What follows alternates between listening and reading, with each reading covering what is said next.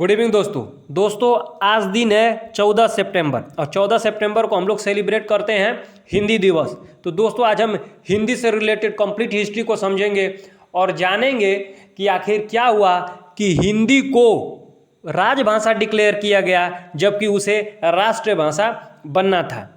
देखिए दोस्तों, हम लोग राष्ट्रीय हिंदी दिवस 14 सितंबर को सेलिब्रेट करते हैं। ये आप नोट कर लीजिएगा, एग्जाम के पर्सपेक्टिव से इंपॉर्टेंट है। दोस्तों पेन और कॉपी हमेशा हाथ में लेकर बैठे रखिए, क्योंकि जब मैं ये सारी बातें आपको डिफाइन करता हूं तो उसमें कुछ फैक्ट्स होते हैं जो आपको नोट कर लेने हैं।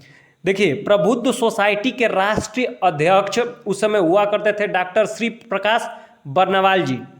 उन्होंने 14 सितंबर 1949 ईस्वी में संविधान सभा में कहा था कि जो भारत की एक राष्ट्रभाषा होनी चाहिए।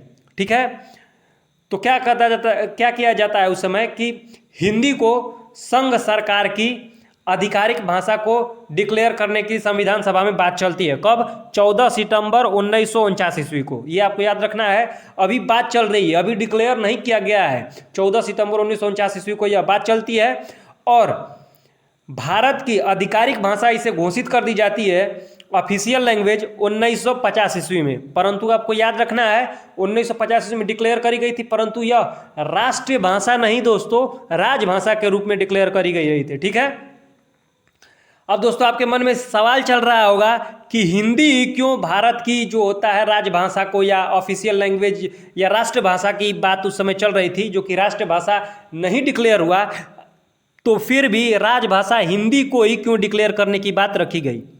कारण ऐसा था दोस्तों कि भारत के जो होता है अधिकांश जो स्टेट्स हैं वहाँ पे कौन सी भाषा बोली जाती है? हिंदी भाषा बोली जाती है। और इसको राजभाषा डिक्लेयर किया गया, मतलब 1950 ईस्वी में, 14 सितंबर 1949 ईस्वी में यह प्रस्तुत किया गया कि होना चाहिए। 50 ईस्वी में इसे ऑफिशियल लैंग्वेज डिक्लेयर कर दी गई।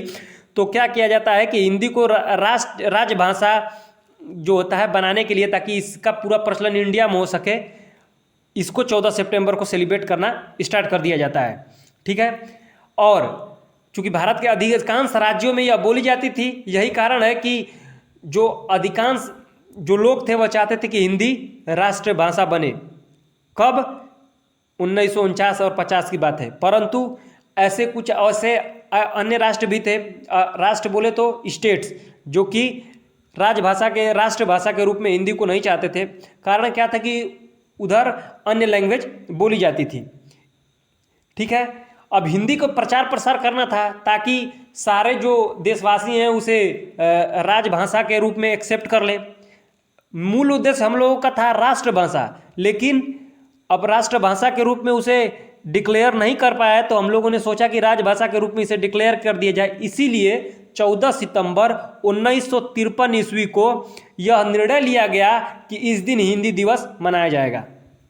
जब हम आज़ाद होते हैं और स्वतंत्रता प्राप्ति के बाद हिंदी को आधिकारिक भाषा के रूप में स्थापित होने के लिए जिन लेखकों ने मदद की, उनमें काका कालेलकर जी थे, हजारी प्रसाद द्विवेदी जी थे और सेठ गोविंद दास जी ने महत्वपूर्ण भूमिका निभाई थी। आइए दोस्तों, अब हम लोग हिंदी दिवस पर उसके इतिहास के बारे में खंगालते हैं कि इतिहास क्या कहता है। सर्वप्रथम हिंदी को राजभाषा की मांग, मतलब राजभाषा हिंदी होनी चाहिए, उसकी मांग की गई 1918 ईस्वी में गांधी जी द्वारा। तो आपको नोट कर लेना है कि सर्वप्रथम यह मांग की 1918 ईस्वी में महात्मा गांधी ने हिंदी साहित्य सम्मेलन में कहा था कि भारत की राजभाषा हिंदी होनी चाहिए। किसने कहा था? महात्मा गांधी जी ने। गांधी जी द्वारा ही हिंदी को जनमानस की भाषा कहा गया था। आज़ादी के बाद संविधान सभा ने इसे भारतीय संविधान के आर्टिकल 343(1) के तहत भारत की राजभाषा डिक्लेयर कर दी। आर्टिकल याद रखिएगा, 343(1). दूसरा क्वेश्चन, जनमानस की भाषा, इसे किसने कहा है? गांधी जी ने कहा है, और गांधी जी द्वारा ही सर्वप्रथम इसे राजभाषा होने की मांग कही गई थी। संघ की राजभाषा हिंदी हुई, संविधान सभा में लिखा है, और लिपि कौन सी होगी? देवनागरी होगी। यह निर्णय 14 सितंबर को लिया गया। कारण क्या था कि 14 सितंबर ही क्यों चुना गया? चूंकि इसी दिन हिंदी के मूर्धन्य साहित्यकार राजेंद्र सिंह का 50वां बर्थडे था। मतलब राजेंद्र सिंह जी जो मूर्धन्य साहित्यकार थे, उनका 50वां जन्मदिन था। इसी के कारण इस दिन को बेस्ट दिन चुना गया और 14 सितंबर को क्या किया गया, हिंदी दिवस सेलिब्रेट होने लगा। दोस्तों मैंने पहले ही बताया कि जब इसे राजभाषा डिक्लेयर या राष्ट्रभाषा डिक्लेयर होने की दर्जा मिलने वाली थी, पहले तो इन लोगों का प्लान था कि इसे राष्ट्रभाषा डिक्लेयर कर दिया जाए, फिर मतलब बहुत विरोध होने लगे तो राजभाषा के डिक्लेयर होने की बात करी, परंतु फिर भी विरोध होने लगे। कुछ हिंदी भाषी लोग, माने कि जो दक्षिण भारत है और पूर्वोत्तर भारत के लोग थे, उन्होंने आंदोलन तक शुरू कर दिए। यहां तक मामला पहुंच गया था कि 13 अक्टूबर 1957 ईस्वी में इन्होंने एंटी हिंदू डे सेलिब्रेट करना शुरू कर दिया था। कब? 13 अक्टूबर 1957 ईस्वी को, 13 अक्टूबर को सेलिब्रेट करने लगे एंटी हिंदी डे।